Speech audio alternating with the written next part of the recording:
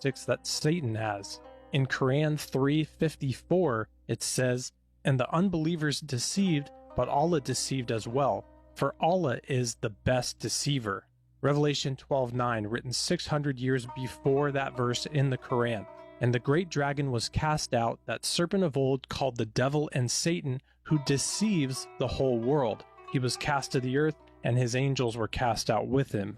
This other verse in the Quran tells us that Allah is great at misguiding people. Surah 14:4, "And we never met a messenger save with the language of his folk, that he might make the messenger clear for them.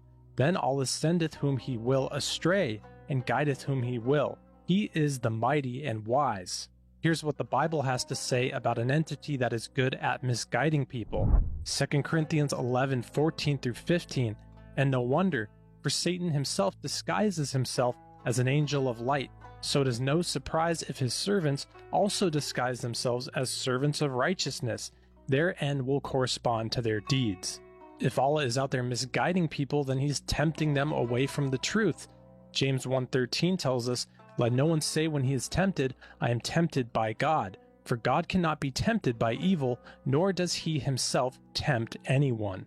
Now we'll look at how Allah's name written in Arabic actually looks exactly like how in Greek it's told to us the number 666 is the mark of the beast, as well as the Codex Vaticanus tells us of this mark. After we look at this, we will look at the absolute proof that the worship at Kaaba in Mecca, the most holiest site for Muslims, is actually tied and was founded upon the worship of Baal and false gods, and how that's actually the exact worship that continues on to this very day. When I first saw the Codex Vaticanus, I was literally shocked because I could read the text. It was Arabic. And as I look at it, it had these, what thought these symbols, this and this, in a very kind of circular way, you know. And then you had this symbol. All right? Now this is an Arabic word. You can film it and ask any Arab, what is that word? Bism, in the name of.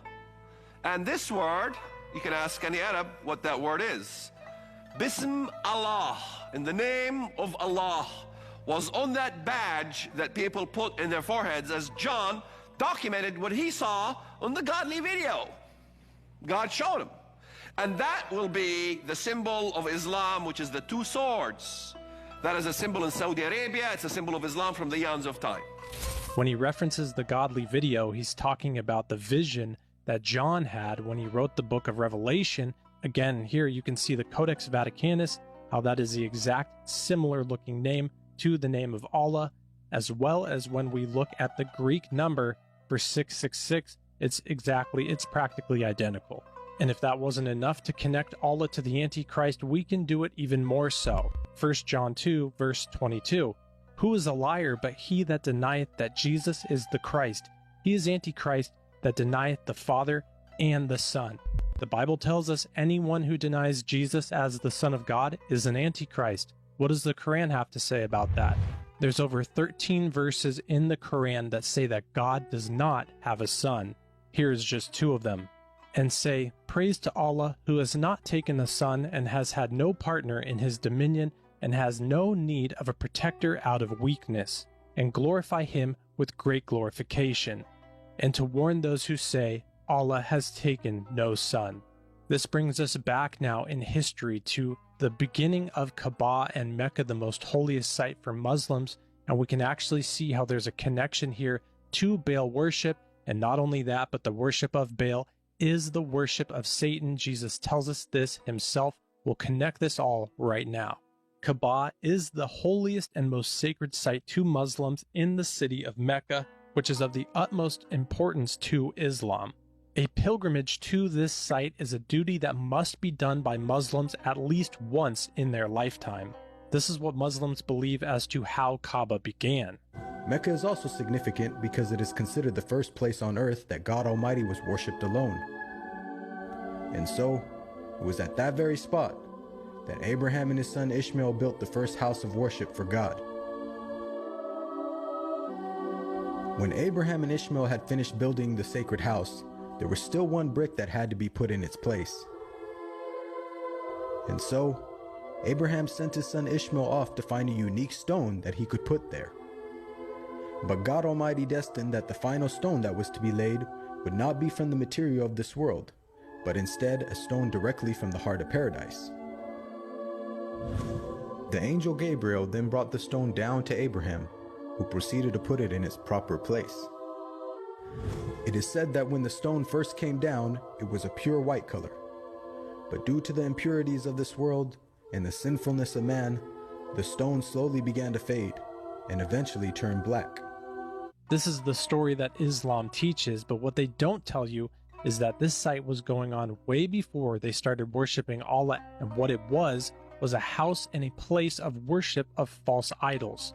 Hundreds of years before Muhammad was even alive, someone by the name Amr went off to a distant land, found an idol and brought it back to Mecca. They set it up at Kaaba and they began to worship false idols there. Amr was so impressed by all that he had seen that before leaving, he asked if he could take one of the idols back home with him. The people agreed, and so Amr took the idol and placed it along with the other goods and merchandise in his caravan.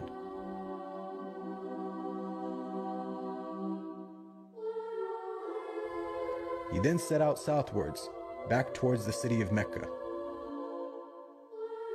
When Amr arrived back home, he immediately took the idol and placed it right in front of the sacred house. He then proceeded to tell the people that this was now going to be the god that they worship. Sadly, this concept faced little, if no resistance. And as time passed, the people began to worship more and more different idols, until it is said by the end of the 6th century, there were over 360 different idols surrounding the sacred house in Mecca. One of the main, if not the main, false idol that was worshipped at Kaaba was Habal.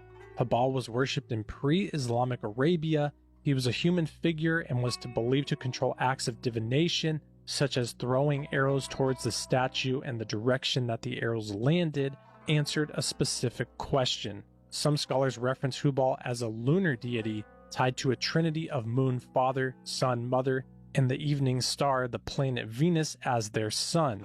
Interesting, when we look at one of the most well-known symbols of Islam, it's the crescent moon and a star. There's even a story of a father sacrificing his son at Kaaba to one of the gods. Again, this was years, hundreds of years before Muhammad, which means it's hundreds of years before Allah. Abd al-Muttalib was someone who dug a well known as the Zamzam well. The Quraysh tribe tried to stop him from doing it, but one of his sons stood guard and protected against their protest. He vowed that if he were to have 10 sons to protect him, he would sacrifice one of them to the god at Kaaba. As the story goes, he told his 9 sons that he must keep the vow. It's said that the divination arrows that he used fell upon his favorite son, Abdullah, and he went on and sacrificed his son there. Again, the divination arrows were what were used by Habal and those who followed him. Quran sources say that he sacrificed to Allah, but it's clear as day to see here that he was sacrificing to Habal or Baal. Jeremiah 32:35 says, "And they built the high places of Baal, which are in the valley of the son of Hinnom, to cause their sons and their daughters to pass through the fire to Moloch, which I did not command them, nor did it come into my mind that they should do this abomination to cause Judah to sin." The sacrifice to Habal or Baal is a sacrifice to Satan. Islamic sources say he sacrificed his son to Allah, but as we can clearly see, this was a sacrifice to Habal. Jesus proves to us that sacrificing or worshiping or following these false gods is actually doing these things unto Satan. When the Pharisees confronted Jesus for casting out demons from people, Jesus responded saying, "If Satan casts out Satan, he is divided against himself. How then will his kingdom stand? And if I cast out demons by Beelzebub, by whom do your sons cast them out?" So here Jesus shows us that Beelzebub or Baal or Habal is actually truly Satan in disguise. So we can conclude that the worship and the following and the sacrificing to Beelzebub, to Baal or Habal, and that these things were going on at Kaaba were actually the worship and the following of Satan. That's exactly who originally and continually are being worshipped at Kaaba at Mecca. According to Islam,